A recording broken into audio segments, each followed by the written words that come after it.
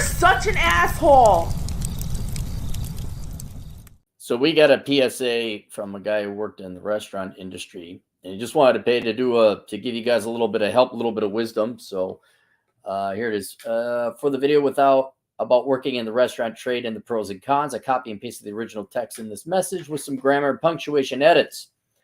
The restaurant industry, the overlooked and best available trade for bachelors. As offered, here's my breakdown of the restaurant industry and why my argument for why it is superior is the fuck Aaron for why it is the superior trade for men with honest cons as well. I'd like to start with a small quote.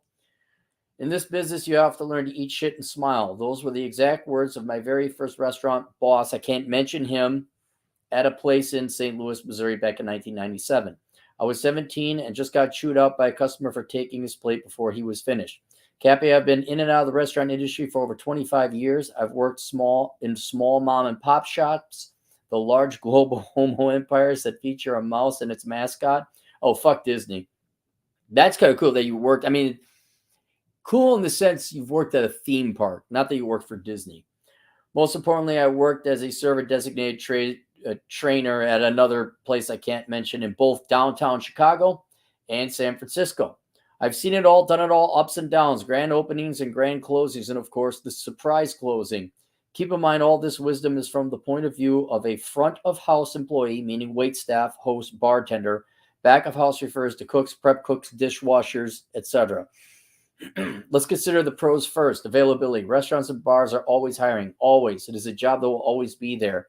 As long as there is food, beer, and people, you will have restaurants. Human beings are at the heart social beings. That's why the coup was more emotionally traumatic to small communities than economic. People weren't allowed to be together to talk. The restaurant industry is the best way to tap financially into that need and market. Bartenders literally get paid to give people beer and listen to them talk. And people's favorite topic is themselves. Boy, you got that right. My old man taught me that. All conversation is other people waiting their turn to talk about themselves. And if you cannot do that, instead listen and ask them about themselves, you're golden. Servers get paid to interact with diners while they interact with each other. It's an endless supply that needs demand. Even if you hit rock bottom, there's always a dishwasher position open. 2, it forces you to learn to deal and talk to people like people. I developed a terrible stuttering problem when I was 12 or so, but when I got my first job as a busboy, I was forced to interact with customers as well as servers, bartenders, cooks, dishwashers, etc., all who were considerably older than I was. I learned how to get my balls busted in a fun way and to dish it out as well. Getting to interact with regular customers on a weekly basis also gives you practice on your communication and networking skills. I quickly, as well as forcing myself into getting into stand-up comedy, overcame my stutter. Yeah, because most stutters aren't a thing. Good for you, man. Well, shh, not you to the client. I'm talking to all you people who fake your little mental illnesses so you have like an easier road in life, which you actually don't. And I owe it all to the Beavis and Butthead generation I had the pleasure of working with. Truly the greatest generation. You get this in the restaurant industry. Everybody busts each other's balls, and you learn to interact with all types of people across the age, class, and cultural scale.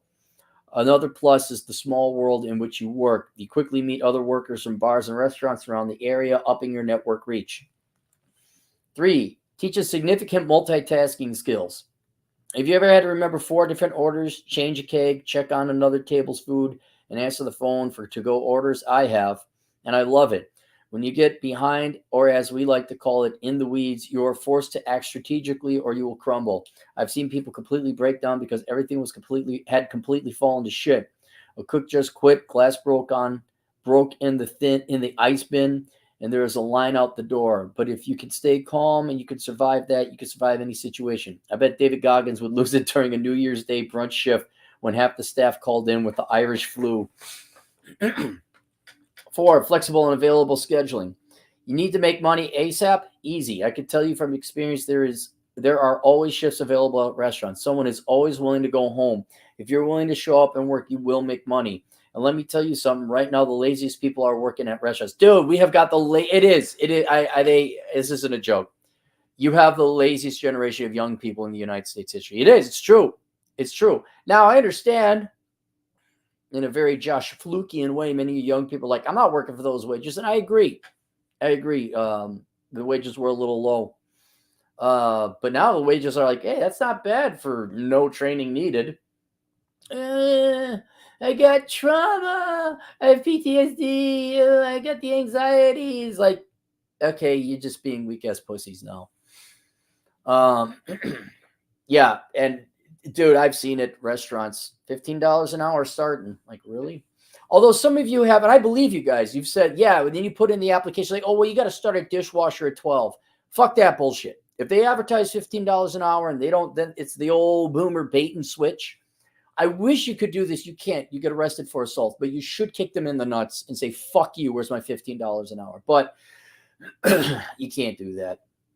You might be able to sue them saying that's false advertising. It says $15 an hour when it was 12. That would be great. That would be great. Just enough lawsuits to all of a sudden like have the restaurant industry and they lose. Yeah, you said it was $15 an hour and they walked in, it was 12. Well, that cost them an hour of their time. You owe this kid $50 and legal fees.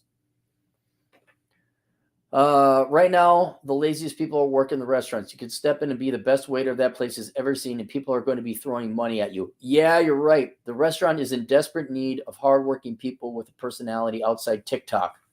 Also, I am off work during the day. I get all my errands, shopping, gym, etc. done when everyone else is working. Huge advantage. I'm with you there. Like, I do all my shit in the daytime on weekdays, while all the normie conformies inferiors are working and they commute and then they show up at lunch. We got to go to lunch at noon. We have to go to lunch at noon because that's when you go to lunch. I'm a college graduate.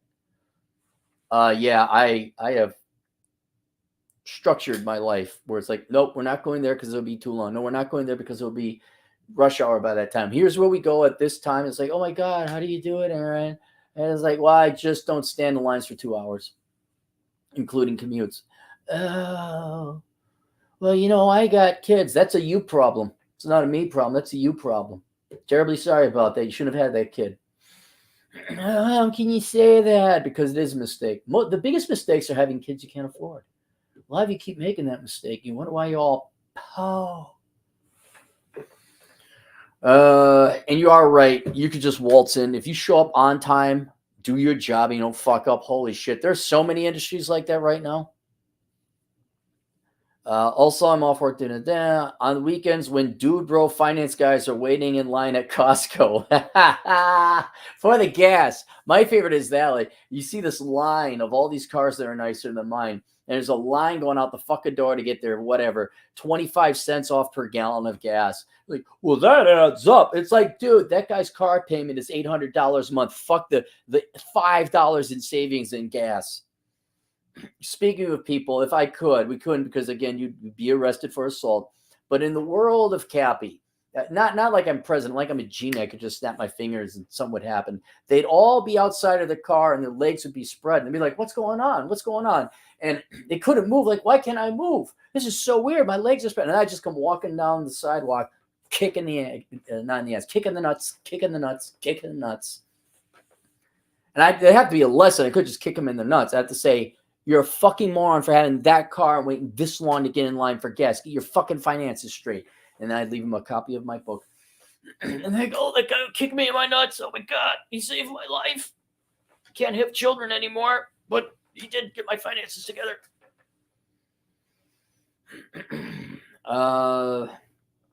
And when dude bro finance guys are waiting in line at Costco, I'm making Bloody Marys, having conversations with all walks of life, and getting paid cash. 5, cash. You will walk away with cash every night if you work in the industry as a server, bartender, bar back, busboy, etc. Cash. But you have to be a good employee and attentive to customers. Wait, customer service? The entire time you have a table, you are selling them to the restaurant. You want them to return. You want them to make this place a drug for them that they absolutely have to come back to on a weekly basis. There was my bar in Minneapolis that I really loved. It was that. They knew their stuff. That only works if you are completely attentive to your guests' needs. Pretend your last name is on the door. People don't think servers and bartenders make a lot of money, but I pulled in $60,000 a year over at higher end franchise thing. I believe it, and I have friends who are bartenders. Yeah, you look at the money they're making. Like, yeah, show up on time, good service, you get tipped. but I busted my ass. You didn't have to go to college to work there either, I bet. You didn't have to go to college and you're making more than an entry-level engineer? How does that work? I also have learned vastly about food and drink over the years, which has helped me gain more financial opportunities in the industry. The more you know about the food and drink at your work, the more you will make. Meeting women. How do I meet the girls? You get a job in a restaurant. I cannot tell you how many wonderful women I have met and dated through my restaurant jobs, both employees and customers. Learning to properly flirt with women at your table or bar is an art form. Remember, people's favorite topic is themselves. You are a wise man. You should write a book. You did really. There's like maybe not a. It's not a terribly thick book, but there's something here. There's some material here. Listening is more than half the battle. Women at restaurants are always taking selfies too. That's where you step in and offer to take the group photo of them. The game practically plays itself for you. You just have to show up. But don't date people you work with. I'll get into that later. 7, an amazing workout. I'm going to bet this is the exact same thing as if you were a stay-at-home wife and your housekeeper. Like if you maintain the home, you don't have to go to the gym. Kegs, empty plates, buckets of ice, moving tables and chairs around, taking out the trash, walking around 5-6 hours a night. You get a good workout and get paid in the process. Just be sure to stretch and eat before work. I'm going to be in my mid-40s. Now I'm in incredible shape. So am I. I'm older, 40s though. I owe it to working in the industry as well as keeping active my entire life. 8, free and cheap food. I was never a starving artist in Chicago because I was smart enough to work at restaurants and still work at them to this day.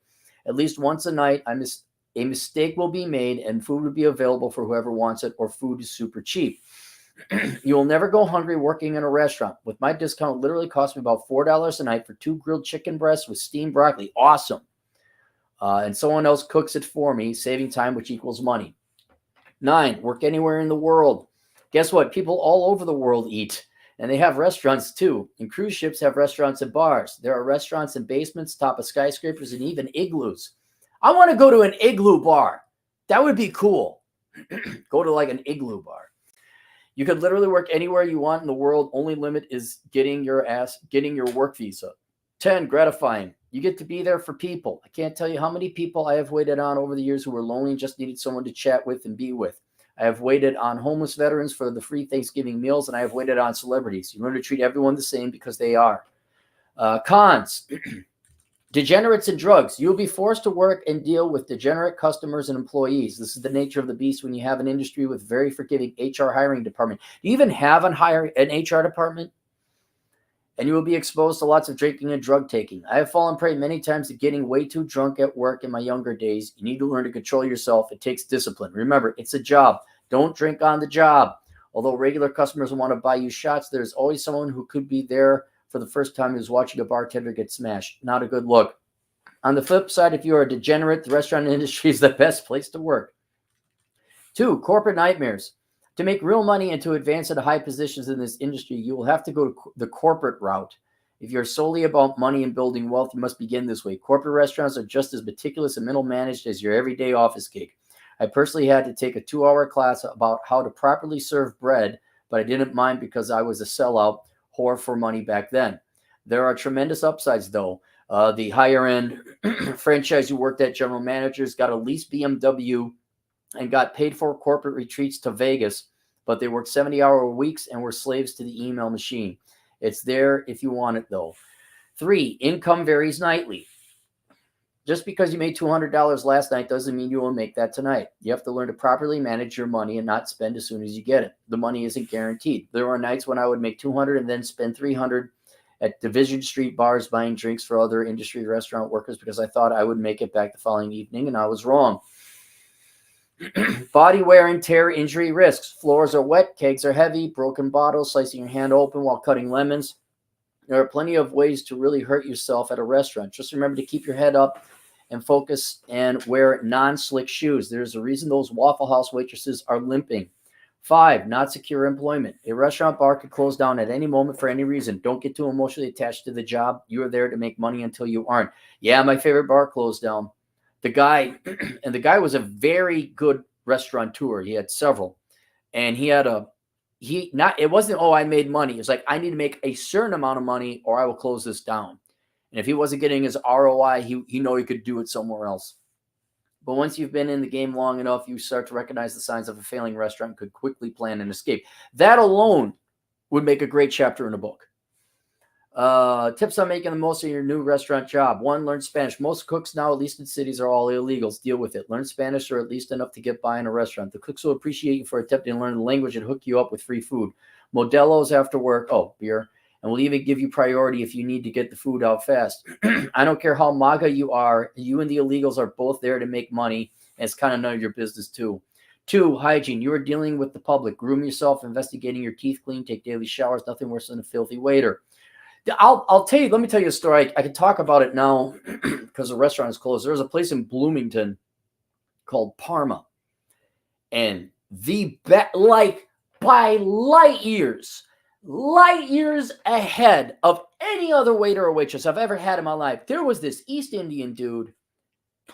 It was perfect service. And what amazed me is, as I was like, I think I need something, he was there. And he would just watch and pay attention and he just did amazing. And I hope, because you hear about this, you get these high-end restaurants and all that, and people really want to work at these high-end restaurants, and waiters can make over 6 figures because, high-end clientele, but you got to be top-notch. This guy took such attention.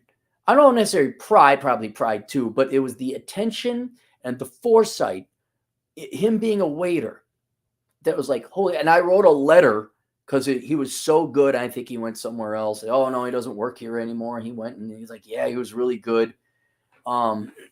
Yeah, it's fine. Take a shower and all that other stuff. But you're also right. Your competition is so low that if you just show up, haircut, on your game, be on top of people, pay attention.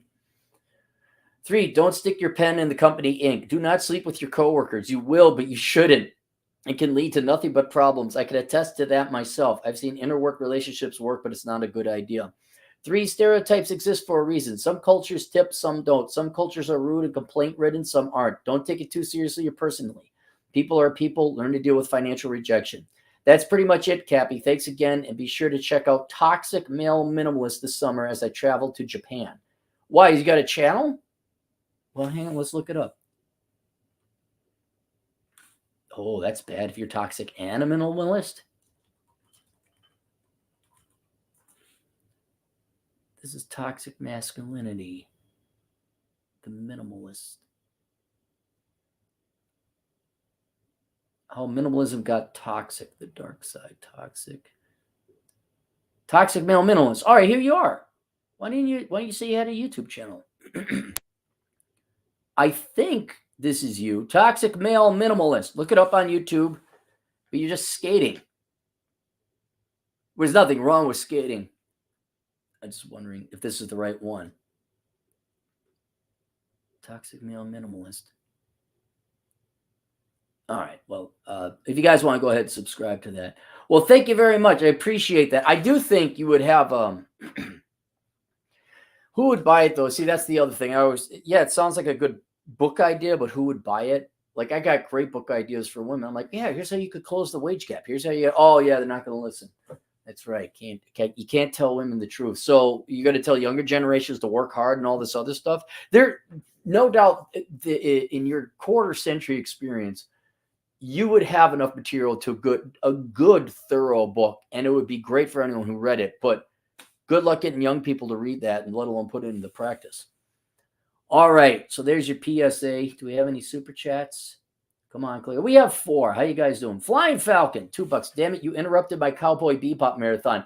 It's not like you can't tune in later. They don't, unless you get taken down. You can tune in. It's like, I'll be here. The channel will be. And by the way, if it's ever taken down on YouTube, you can go to MGTOW TV, and Amir, he backs it up for me. So I do have my channel over there. If ever this goes down, here we are. Intel World, Wild, $2. Smash that like button for Lieutenant Capo. Hat and Clogs, $2. Cappy, does your game computer have an SSD or HDD? Well, I don't have a game computer. I only have a computer. I have consoles at home, which I'll probably not be doing consoles. The games are just utter garbage. It's just like, really, I got to spend $400 for a new console, and you come out with maybe in that generation of consoles, maybe there's 8 really good games that are worth playing. The rest are all either outright woke garbage or just poorly programmed shit. I have a heart, yeah. But my computers, I got 3, 2 laptops. One's travel, one's the new one I just got for the Asia trip, but that is now the dedicated Southern Command one. And I think that will probably be the travel laptop. And this one I'm on now will probably be the Southern Command one, because the one I got is lighter and all that other stuff. And if it gets stolen, there's no data on it. This one I had to bring for other reasons. But then I do have a desktop at home in South Dakota. And then I got, so I think the laptops are all SSDs. I don't know about HDD. I don't know what HDD is. I got a Linux laptop just in case Microsoft pisses me off with updates. And then I have an old Windows 7 machine because the Word works on that. And I don't want to spend any more money on Microsoft Word. I could edit some some files for uploading to Amazon. Oh, that's it. Outcast of the Maggot people, $5. As room service, waiter, help, dining room staff, kitchen staff, bars, and banquet staff without being asked. Top manager gave me $1 an hour raise. Good, I guess. That's good. It's better than a pay cut. Dickin Refuculus, $2. You're such a little cutie patootie. Thank you. I did go to the gym. I did. Oh no, it's over there. See, I got like no muscles. That's what happens when you go to the gym. Then you get the girls, and you say, "I don't think I want you." Like, you're kind of a pain in the ass. You talk too much. Be quiet. Stop. Make with the whisper talk. All right. Oh wait, one more. Hat and Clogs, $2. Helldivers 2 is on PC and PlayStation, just Yeah, and I talked to someone. It's an online gameplay, right? So now I got to get an online account with PlayStation. I thought it was just like a campaign that you could play, and then it also had it. Sign up, username and password. And when I am retired, I'm never going to use usernames and passwords again. Never. It'll never happen. All right, that's it. Questions, answers, assholeconsulting.com. I'll see you guys later. Toodles.